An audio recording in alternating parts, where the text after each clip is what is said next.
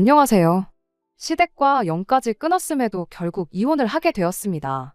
돈 얼마 때문에 천륜을 끊어낸다며 저 혼자만 세상 나쁜 년 취급을 받고 있었어요. 그래도 남편만 내 편이라면 당장은 그렇더라도 시간이 지나면 오해를 풀 기회가 오리라 믿었죠. 그런데 남편도 저를 돈에 미친 사람으로 보고 있었다는 걸 알게 되었네요.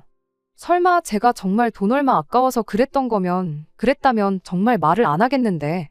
좋은 사람이라 믿었건만 팔이 안으로 굽는 건지 핏줄은 못 속이는 건지 남편 또한 자기 가족들과 별반 다를 것 없는 사람이었습니다.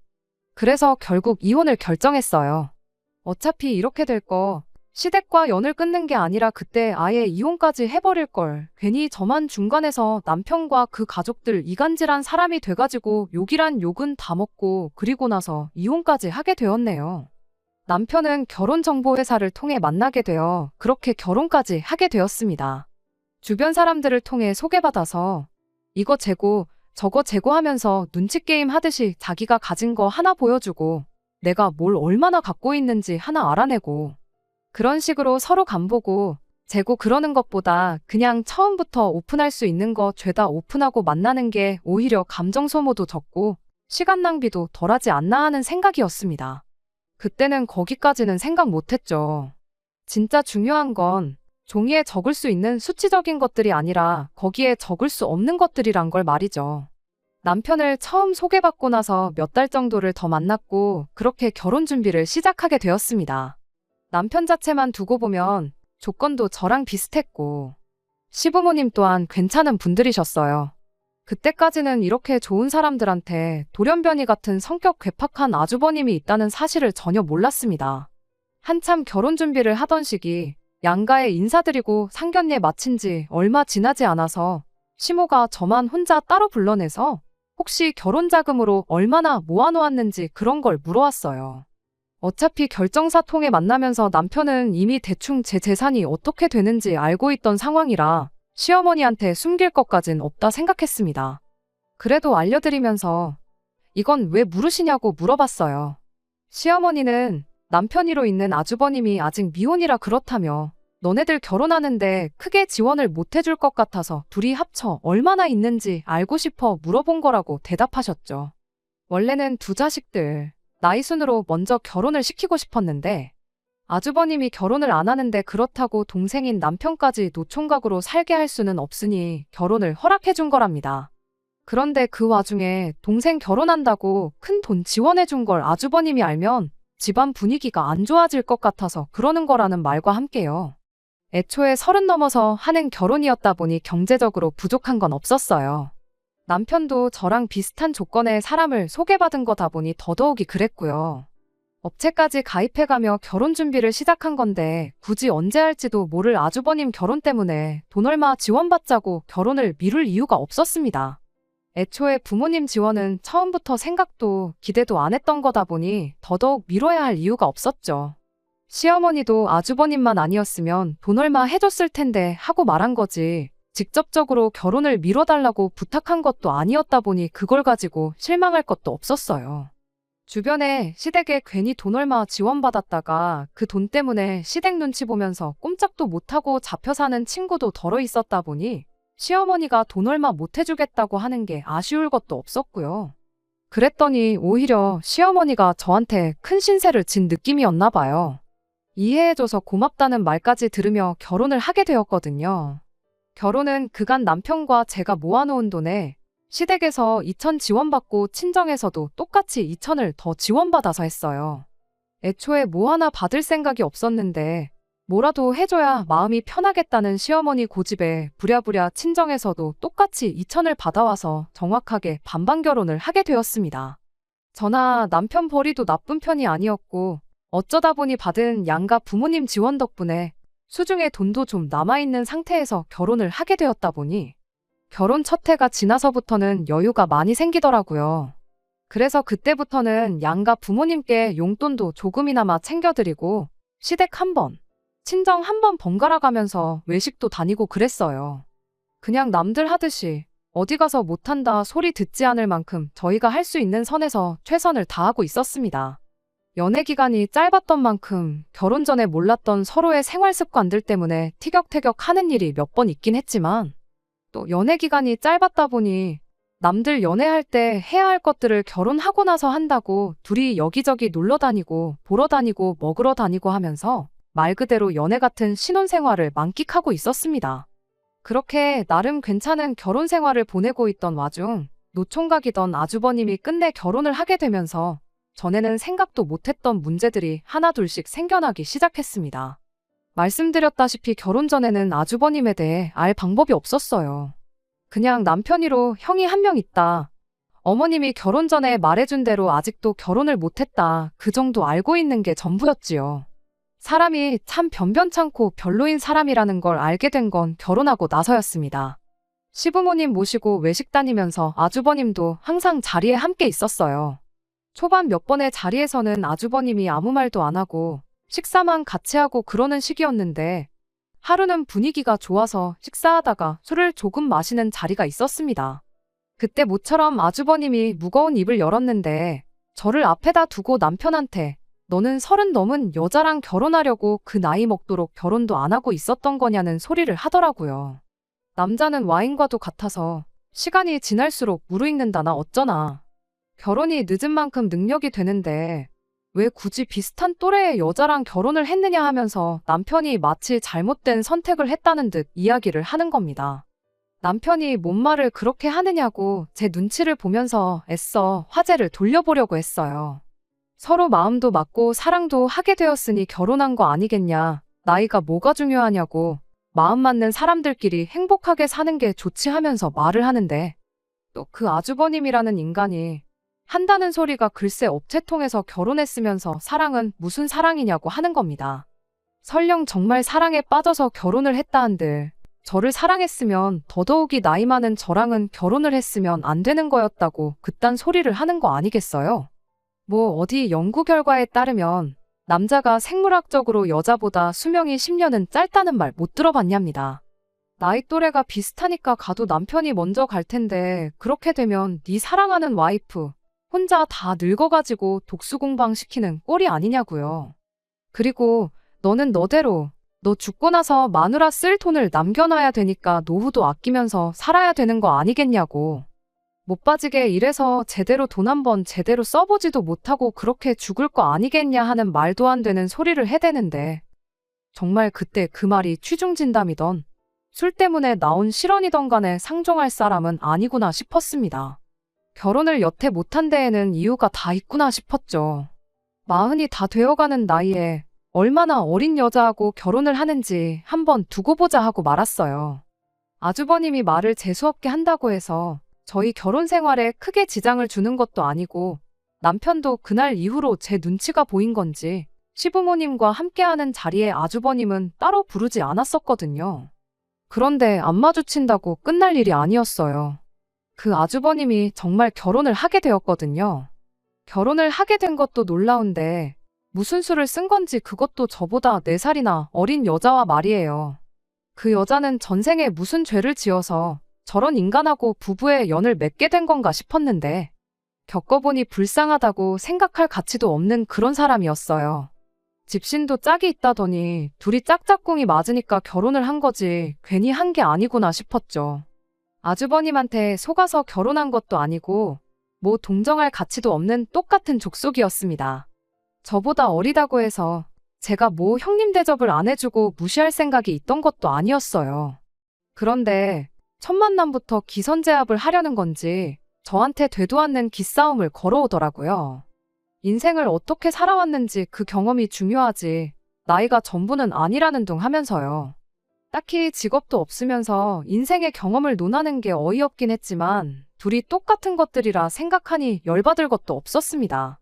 아주버님 결혼 전에 안 보고 지냈던 것처럼 아무 교류 없이 지냈으면 참 좋았겠다 싶었지만 애석하게도 아주버님도 가정을 꾸리게 된 만큼 시부모님을 만날 때마다 함께 자리를 하게 되었습니다. 여기에 인연전연 하면서 쓸 수는 없으니 일단은 형님이라고 쓰기는 할게요. 아무튼 그렇게 몇 번 정도 시부모님과 함께 자리를 갖다가 알게 된 건 이 형님이라는 사람이 다른 것보다 맏며느리 욕심이 있다는 사실이었습니다.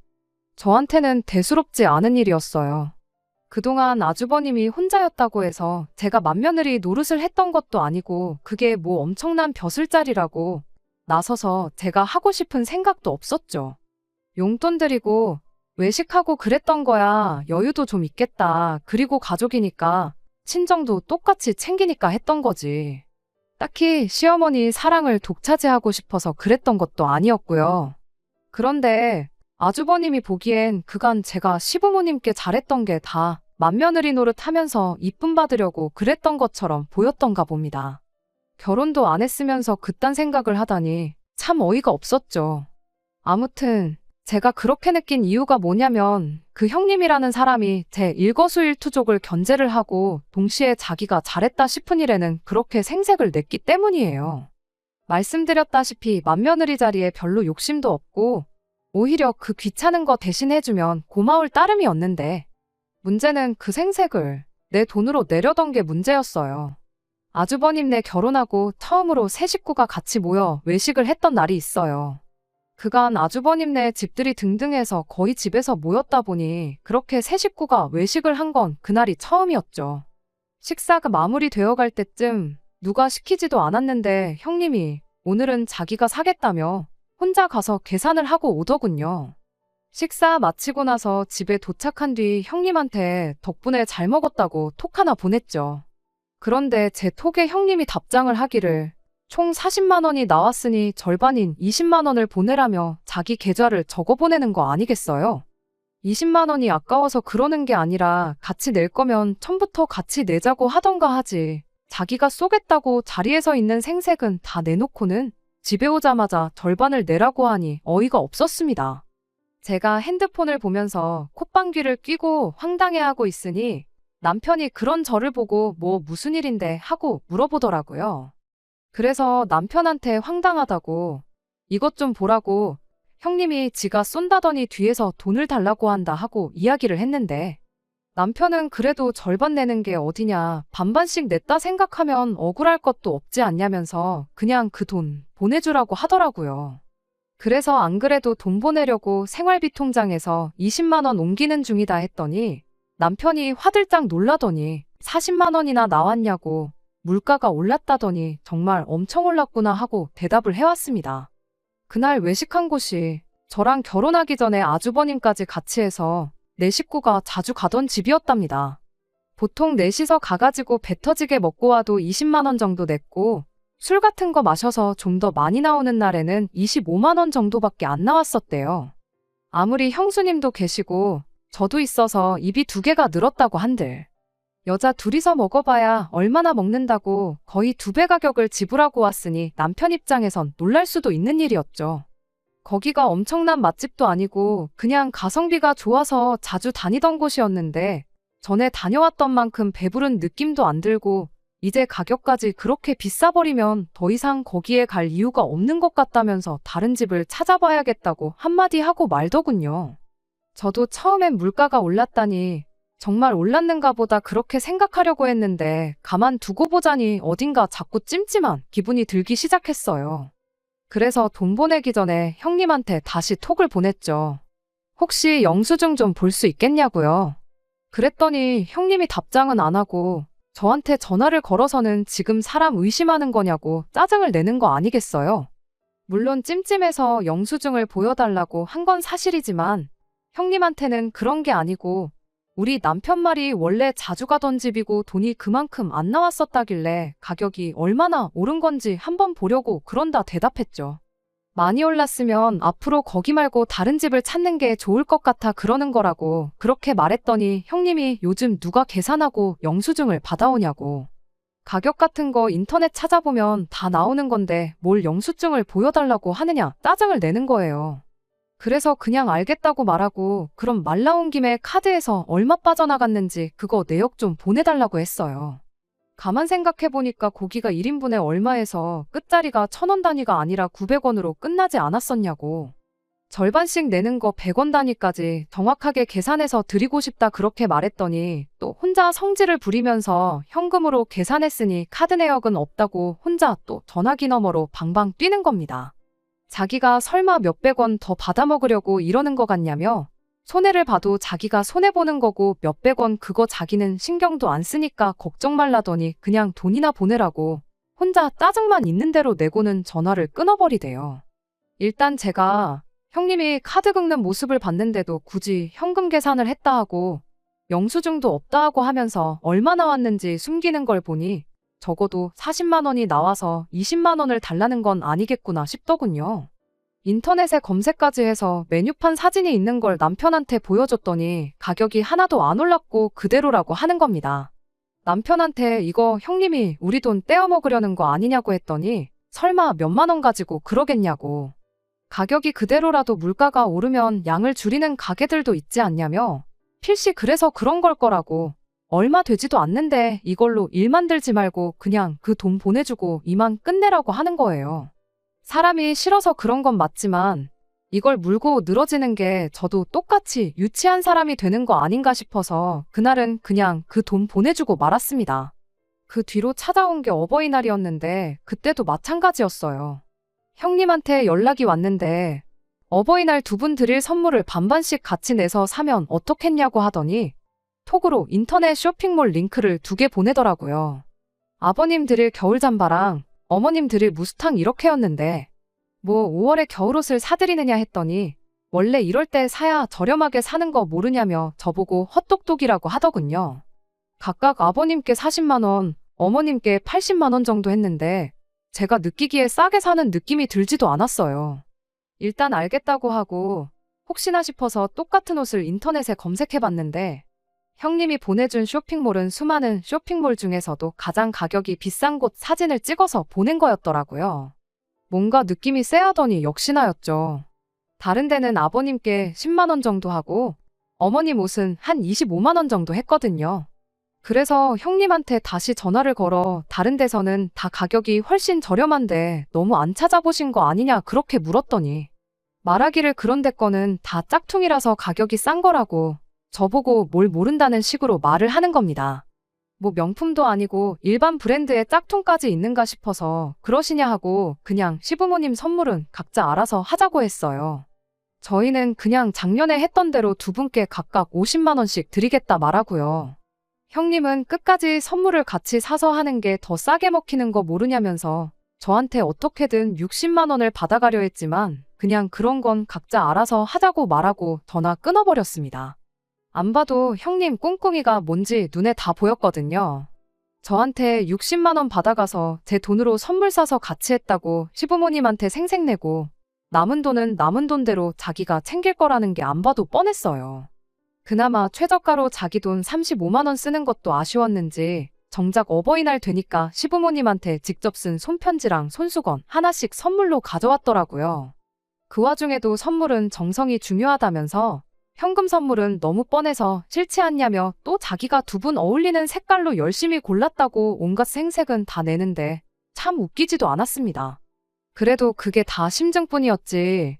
형님이 제 돈을 어떻게 삥땅을 쳐서 시부모님께 생색을 내려고 한다는 사실을 입증할 방법이 없었어요. 남편은 항상 형님네한테 너무 적대적인 거 아니냐며 좋은 마음으로 그러는데 제가 너무 색안경을 끼고 본다는 식으로 말을 하고는 했거든요. 남편이 직접 그 인간들이 무슨 속셈으로 저러는지 직접 알려주고 싶은 마음이 가장 컸던 것 같아요. 그러다 어느 날 기회가 찾아왔습니다. 아주버님네가 결혼을 하고 처음 맞는 시아버지의 생신을 며칠 앞두고 있던 언젠가였어요. 평소 하던 대로 두 분 모시고 외식을 다녀올 생각에 주변에 적당한 맛집을 찾고 있던 중이었죠. 그때 때마침 형님한테서 전화가 걸려왔습니다. 이번엔 또 선물로 뭘 같이 반반씩 내자고 할지 생각하고 있었는데 그게 아니고 작년 아버님 생신에는 제가 뭘 했느냐고 물어보더라고요. 그래서 안경 하나 바꿔드리고 밖에 나가서 외식하고 왔다고 대답을 했죠. 제 대답에 형님은 갑자기 며느리의 도리에 대해서 일장연설을 늘어놓기 시작했어요. 한마디로 줄이자면 너는 정성이 없다. 그냥 무조건 돈으로 때우려고만 한다 하는 소리였죠. 그러면서 한다는 소리가 이번 아버님 생신이 자기가 결혼하고 처음 맞는 집안 행사이니만큼 자기는 직접 자기 손으로 아버님 생신상을 차려드리겠다는 소리를 하더라고요. 저한테 무슨 대답을 듣기 위해 전화까지 한 건지 모르겠어서 그러시냐고 참 대단하다고 마음에도 없는 칭찬 한마디 해주고 열심히 준비하시라고 응원까지 해주고 전화를 끊으려고 했어요. 맛집 찾는 것도 일이었는데 저한테야 번거로운 일거리 하나 줄어드는 거나 마찬가지라 좋을 것도 나쁠 것도 없었거든요. 그런데 형님이 전화를 안 끊고 가만히 있더라고요. 할 말 다 하셨으면 전화 끊겠다 하고 통화 종료 버튼을 누르려는데 난데없이 저한테 돈을 보내라는 겁니다. 그 말에 저한테 뭐 맡겨놓은 거 있느냐고 바로 대답을 했죠. 그랬더니 그게 아니고 자기가 장봐오고 음식하고 그런 건 다 할 테니 저는 재료값을 내라는 소리를 하더라고요. 다짜고짜 돈부터 보내라니 저 인간이 무슨 속셈으로 저러는가 대번에 눈치를 챘어요. 그래서 제가 형님한테 이렇게 말했습니다. 방금 전까지 저보고 정성이 부족하다고 며느리의 도리에 대해서 설명하지 않으셨냐고. 그런데 이번에도 또 돈으로 때우라는 소리를 하는 거냐고요. 돈까지 내놓고 정성 없는 며느리 취급받고 싶지는 않으니 재료값도 반반씩 내고 나도 같이 음식하는 거 도와드리겠다고 했죠. 이왕이면 장 보는 것도 같이 하자고 수고를 똑같이 해야지 괜히 뭐 하나 덜 해가지고 정성 부족한 며느리가 되고 싶지는 않다고 계속 형님 속을 긁어댔어요. 그 와중에 잔머리는 얼마나 잘 돌아가는지 아버님 생신 당일에 깜짝 파티를 열 생각이라고 준비는 같이 한 걸로 할 테니까 그런 부분은 걱정 말라면서 끝까지 돈만 대라는 식이었습니다. 말인즉슨 평일에는 제가 출근을 해야 하니까 음식 준비를 같이 못한다는 소리였죠. 형님이야 직장이 없으니 남아도는 게 시간이잖아요. 제가 끝까지 뭐 그럴 거 있냐고 월차 하나 써서 일 빼고 돕겠다 그렇게 말을 했더니 음식 준비할 게 한두 가지가 아니라 전날부터 준비할 거라고 회사에서 시아버지 생신 때문에 이틀씩 일을 빼게 두지는 않을 거 아니냐면서 끝까지 자기 혼자 준비하겠다는데 그 속이 너무 뻔히 보여서 웃음도 나오지 않았습니다. 그래서 얼마나 필요하시냐고 물었죠.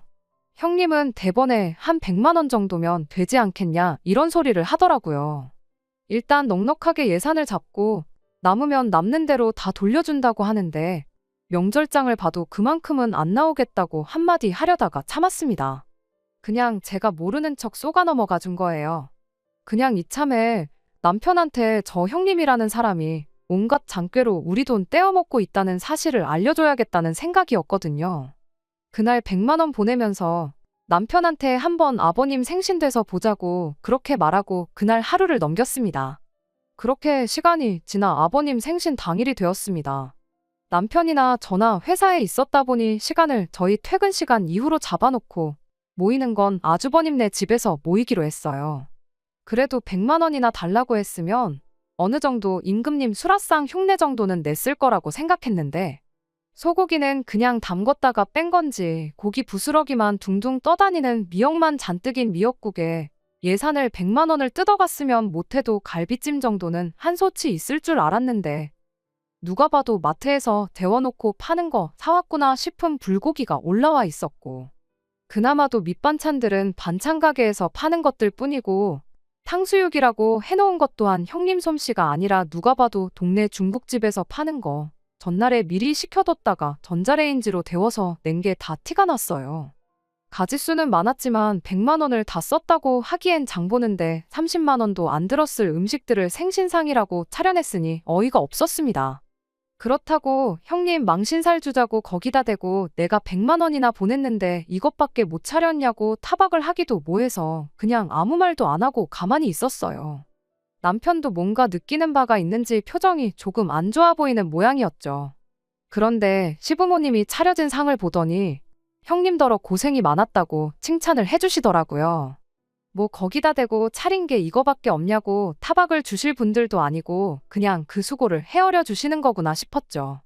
그래도 그날 전화로 분명히 같이 한 걸로 하겠다고 돈이나 보태라고 그렇게 말까지 해놓고 정작 시어머니가 그렇게 한마디 해주신 말에는 자기가 혼자 다 했다는 식으로 대답을 하는 겁니다. 돈도 돈이지만 직접 만든 게 밖에서 사 먹는 거에 비할 수 있겠냐며 자기가 요리를 잘 못하지만 정말 정성 들여 준비한 거라면서요. 그러면서 저를 콕 집어서 동서는 일하느라 바쁘니 이런 건 맏며느리인 자기가 챙겨야 하는 거 아니겠냐며 또 생색을 내는 거 아니겠나요. 굳이 직접 만든 게 밖에서 사 먹는 거에 비할 수 있겠냐는 소리를 하는 것도 저를 노리고 했던 말이라는 걸 굳이 묻지 않아도 알 수 있었습니다. 식사 마치고 나서는 케이크를 꺼내왔는데 케이크라고 뭐 어디 호텔 베이커리에서 시킨 것도 아니고 그냥 동네 어디에나 있는 체인점 케이크를 꺼내오더라고요. 그래도 분위기는 좋았다 보니 거기다 대고 구태여 찬물을 끼얹고 싶은 생각은 없어서 가만히 있었어요. 적어도 남편이 저 형님이라는 인간이 어떻게든 우리 돈은 돈대로 떼먹고 생색은 있는 대로 내는 사람이란 걸 알게 되었으니 소기의 목적은 달성했구나 싶어서 그걸로 끝내기로 했죠. 아니나 다를까 집에 갈 때 되니 형님이 장보고 남은 돈이라며 3만 원을 제 손에 쥐어주더라고요.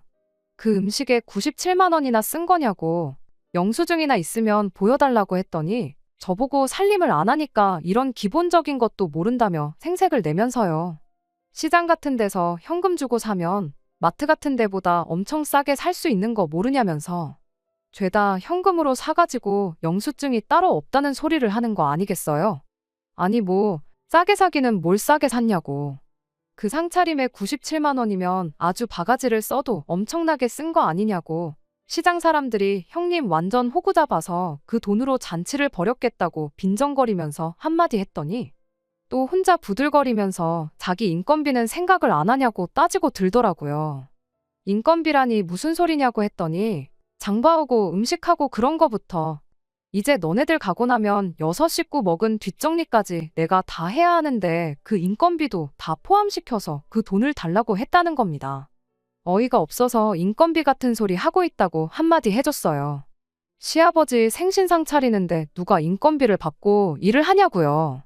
딱 봐도 장 보는 거 30만 원도 안 들은 것 같은데 생신상 한 번 차리고 70만 원 받는 사람이 세상에 어디 있냐고. 당장 내일부터 회사 그만두고 일당 70만 원씩 받으면서 생신상이나 차리러 다녀야겠다고 그렇게 한마디 했죠. 감정이 격해지기 시작하니까 서로 언성이 높아지기 시작했고 결국엔 저희가 티격거리는 소리에 시부모님까지 그 광경을 목격하게 되었습니다. 제가 그 자리에서 시부모님까지 다 같이 해서 잘잘못을 따지자는 것도 아니었고 형님의 실체를 까발려서 망신사를 주려던 생각도 더더욱 아니었습니다. 생색은 얼마든지 내도 좋지만 단지 돈 계산만큼은 똑바로 했으면 좋겠다는 취지였어요. 돈 얼마 속여가지고 내 돈 뒤로 챙기지 말라고요. 그런데 아주버님이 먼저 그깟 돈 얼마 가지고 다른 날도 아니고 아버지 생신날 이 하극상을 부리는 거냐면서 손윗동서가 자기보다 어리다고 질투나서 그러냐는 듯이 저를 몰아가기 시작하더군요. 이어서 시부모님까지 형님 편을 들어주는 거예요. 애가 잘하려고 그런 건데 돈 좀 더 내고 덜 내고 하는 게 뭐가 중요하냐면서요. 너네야 맞벌이에 돈도 잘 버니 돈 얼마 더 쓰는 거 아까운 거 아니지 않냐고. 첫째는 저희랑 다르게 외벌이라 경제적으로 쪼들려서 그러는 건데 가족끼리 그냥 좋게 넘어가면 되는 거지 이게 다 무슨 꼴이냐면서요.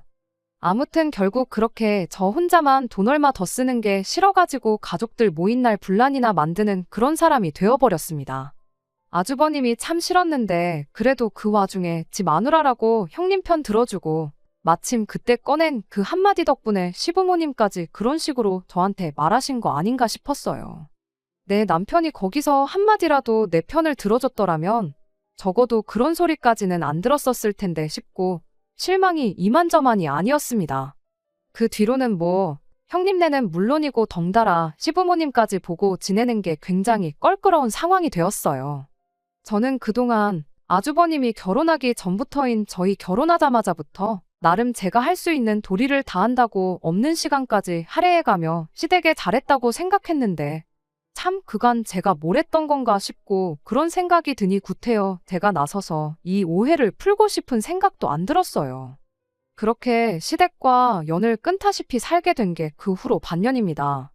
그중 시어머니 생신이 있었고 명절이 한 번 있었어요. 따로 시댁에 찾아가지는 않았지만 연 끊었다고 할 도리까지 안 했다간 정말 이대로 평생 안 보고 지낼 수도 있겠구나 싶어서 딱 남들 하는 만큼만 해서 돈 얼마 보내드렸죠. 남편까지 못 가게 할 생각은 아니었는데 그래도 어떻게 저만 두고 혼자 가겠냐며 제 곁을 지켜주었습니다.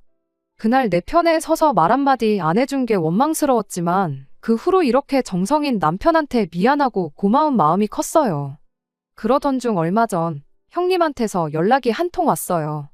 무슨 바람이 불어서 전화를 한 건가 그냥 안 받아야겠다 했는데 옆에 있던 남편이 그래도 무슨 급한 일일 수도 있는데 가족끼리 무슨 일인지는 알아야지 않겠냐며 전화를 받으라고 보채더라고요. 전화 받자마자 그동안 잘 지냈니? 어쩌니 그런 이야기를 꺼내는 걸로 봐서 뭐 급한 일이 있어서 그런 건 아니겠구나 싶었습니다. 별일 아니면 전화 끊겠다고 그렇게 한마디 했더니 형님이 그제서야 본론을 말하더군요. 이번에 시부모님 모시고 여행을 좀 다녀올 생각인데 여행 경비 좀 보탤 생각 없느냐면서요. 저희야 회사 일 때문에 참석하기 힘들 테고 돈만 보내주면 자기가 시부모님 모시고 여행 다녀올 거고 다녀온 김에 저에 대한 이야기도 좋게 해주겠다나요. 그러면서 자기 계좌로 돈 1,000만 원을 보내라는 거예요. 난데없는 액수에 뭐 어디 유럽 같은데 모시고 가는가 했더니 제주도를 그것도 고작 4박 5일 다녀오면서 돈 1,000만 원을 내라는 소리를 하고 있던 겁니다.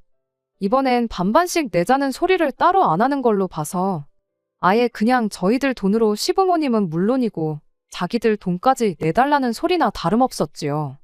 그리고 설령 그렇다고 한들 4인 가족이 어디 유럽도 아니고 제주도 꼴랑 4박 5일 다녀오는데 돈 1,000만 원이 무슨 소리인가 싶어서 대번에 헛소리 하려고 전화한 거면 그냥 끊겠다 말하고 전화를 끊어버렸습니다. 그런데 옆에 있던 남편이 왜 그냥 전화를 그런 식으로 받냐면서 저한테 뭐라고 한마디 하는 거예요. 그래서 방금 저 사람이 뭐라고 했는 줄 아느냐? 시부모님 모시고 4박 5일 제주도를 다녀올 계획인데 여행 경비로 1,000만 원을 입금하란다. 그래서 헛소리 말라고 하고 끄는 거다 하고 설명을 해줬죠. 그랬더니 남편이 돈 얼마가 나오든 뭐가 중요하냐면서 그냥 그 돈 보내주고 가족들하고 화해를 하면 안 되겠냐는 겁니다. 형수님이 여행 계획 세우고 2분 모시고 다니고 하면 고생이지 않겠냐. 그리고 지난 반년 동안 어머니 생신도 안 챙겼지. 명절도 안 챙겼지. 형수님 혼자 고생했을 텐데 수고비 명목으로 돈 얼마 준다고 생각하면 아까운 거 하나도 없지 않느냐는 말도 안 되는 소리를 하는 거 아니겠어요? 남편이 가족들하고 멀어지니 조바심이 나서 저럴 수도 있다는 거 10분 이해는 하지만 차라리 그럼 그 돈 주고 가족들하고 화해한다고 생각하면 되는 거 아니냐고 단도직입적으로 말하지. 형수님이 앞으로 고생할 거, 그동안 고생할 거 따져가면서 수고비 타령을 하니 그간 고맙고 미안하고 했던 마음도 사라지고 아무리 남편이라고 해도 정이 뚝 떨어지더라고요. 그래서 미쳤냐고 언제부터 시부모님 챙기는 게 수고비 받고 하는 일이었느냐고 한마디 따졌습니다. 그렇게 따지면 아주버님 결혼하기 전에 내가 시부모님 챙기고 그랬던 거 수고비는 누구한테 청구하면 되는 거냐고요. 그랬더니 남편이 우리가 그동안 무슨 효도를 했냐고 다 돈으로 대충 때우기만 했지 않냐면서 그런 건 수고비 따질 게 아니라는 겁니다. 주둥이로만 시부모님 챙기는 척 했으면 수고비를 받는 건데 내가 그동안 그것도 모르고 내 시간 써가며 밥집 찾아내고 계산하고 그랬다고. 이럴 줄 알았으면 그냥 나도 형님처럼 하는 척이나 하고 당신한테 수고비나 땡겨받을 걸 그랬다고 한껏 빈정거렸죠. 그 말에 남편이 너는 그 와중에 또 돈돈거리고 있냐고 그놈의 돈 빨키는 것 좀 그만 좀 하면 안 되겠냐는 거 아니겠어요? 그 큰돈 거침없이 한 방에 내주면 가족들도 제가 푼돈 얼마에 쪼잔하게 군다는 오해도 풀리지 않겠냐고 하는데 정말 얼토당토하는 소리에 기가 차서 말도 안 나오더라고요. 설령 1,000만 원이 아니라 돈 얼마 주고 풀릴 일이었다고 한들 그렇게까지 해서 풀고 싶은 생각일랑 없다고. 지금 호구같이 그 돈 해주고 나면 다음엔 얼마나 더 큰 돈을 바라겠냐고. 처음 외식비 몇만 원 뜯어먹힌 게 어버이날 선물 산다고 몇십만 원으로 커졌고 아버님 생신 때 가서 100만 원이 된 거 보면 모르겠냐 했죠. 지금 이거 1,000만 원 해주면 아마 다음번엔 우리 집 집문서를 내놓으라고 해도 충분히 그럴 거다 했더니 저보고 말이나 되는 소리를 하냐며 입에 거품을 물더라고요. 말이나 되는 소리냐니 누가 할 소리를 하고 있느냐고 따졌더니 남편이 이렇게 한마디 하는 거예요. 막말로 죄를 지어도 위자료를 내지 않냐고. 어쨌든 너 때문에 가족들하고 연도 끈타시피 해서 지내고 있는데 그냥 위자료 주는 셈 치고 그 돈 해주면 어디가 덧나냐는 겁니다. 그때 알게 된 거죠. 남편이 저를 위해서 가족들하고 안 보고 지냈던 게 저를 위해서가 아니라 그냥 제 눈치만 보고 있었다는 사실을요. 남편은 그저 제가 시부모님한테 잘하겠다는 형님한테 돈 100만 원 주는 게 아까워서 시어머니 사랑을 독차지하는 형님이 부러워서 그러는 거라고 자기 가족들하고 똑같이 생각하고 있었던 거예요. 돈 100만 원 때문에 가족들하고 말도 못 섞게 하는 나랑 더 살아서 뭐 하겠냐고 그냥 그 길로 남편한테 이혼 선언 해주고 이왕 이렇게 된 거 네 형수한테 돈 1000만 원 네 돈으로 해주라고 한마디 했어요. 주면서 혹시 여행 자리 한 자리 더 알아봐 줄 수 있냐고도 꼭 물어보라고요. 어차피 이혼 서류 다 뭐다 준비하는데 시간이 걸릴 텐데 그동안 당신 꼴도 보기 싫으니까 어디 좀 눈에 안 보이는데 가 있으라고 그렇게 한마디 했더니 남편이 씩씩대면서 바라던 바라고 어디 이혼할 수 있으면 해보라고 그러곤 그 길로 짐 싸서 시댁으로 가버리더라고요. 미안하다고 사과하면 마음이나마 약해질까봐 걱정이었는데 그렇게 사라져주니 오히려 마음 정리하기는 너무 편했네요. 남편이 집에 돌아온 건 그로부터 일주일이 지나서였어요. 아니나 다를까 남편이 저한테 잘못했다고 빌더라고요. 왜 갑자기 마음이 변해서 저럴까 싶었는데 굳이 남편이 안 알려줘도 되는 사실까지 알려주면서 이혼에 대한 마음을 확실하게 굳힐 수 있었습니다. 시어머니가 아주버님네 결혼할 때 돈 얼마 해준 게 아니라 아예 5억 하는 신혼집을 하나 해준 걸 알게 되었대요. 그 말 듣고 저도 놀라긴 했어요. 어떻게든 2천을 해주신 게 없는 형편에 짜내고 짜내서 해주신 건 줄 알았는데 그냥 말 그대로 저희는 둘 다 직장도 있고 돈도 어느 정도 버니까 2천 먹고 떨어지라는 식이었던 거고 아주버님한테는 5억 집을 묻지도 따지지도 않고 해준 거였어요.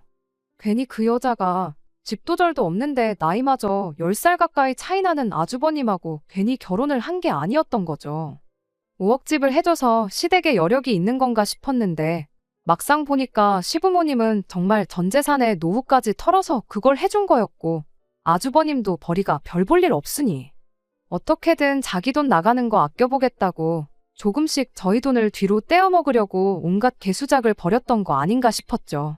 그리고 그걸 알게 된 남편도 시부모님한테 크게 실망을 하게 된 거고 그만큼 받았으면 우리가 금전적으로 시부모님한테 뭘 해줘야 할 이유도 없겠다 싶어져서 그제서야 집에 돌아와서는 그냥 시댁과 연 끊고 살자고 하면서 저한테 싹싹 빌었던 거였고요. 하지만 일주일이 지난 만큼 저는 이미 마음을 굳혔다 보니 남편이 사과하고 싹싹 빈다고 해도 받아줄 마음이 없었습니다. 오히려 남편이 시댁과 연 끊고 살자며 꺼낸 그 아주버님 신혼집에 얽힌 뒷이야기가 마음만 더 굳게 먹게 해주는 꼴이 되었네요. 이혼한 지금에 와선 형님, 아니 그 여자한테 고마운 마음까지 드네요. 내 돈으로 생색도 내고 자기 돈까지 아껴보려다가 이렇게 저를 그런 거지 같은 집구석에서 탈출시켜준 거나 마찬가지니까요.